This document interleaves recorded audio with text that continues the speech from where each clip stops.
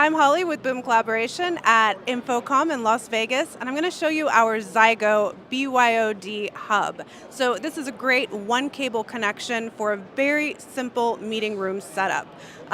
Here on the back side, I'll show you all the ports. So if we look at this first port here, that's the host port. That connects to any laptop, any kind of laptop, so whatever operating system, Mac, PC, old, new, it'll take it, it'll charge the laptop at the same time. And that gives the laptop access to everything that's connected in these other ports. So you've got 3 HDMI ports, you've got 3 display ports.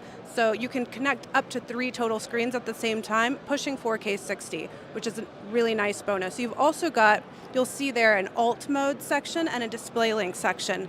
If you don't want to use display link for whatever reason in your organization, you can use the alt mode port. So it'll work in a variety of, with a variety of preferences, I'll say. You've got 4 USB-A ports there, and those are for your devices, so your video bars, your speakerphones, that sort of thing. And then you've also got a direct Ethernet port. Just to give a direct connection to the internet if you'd like to do that. If you'd like to learn more about this device or any of the other items in our portfolio, you can check it out at boom.co, that's boom.co.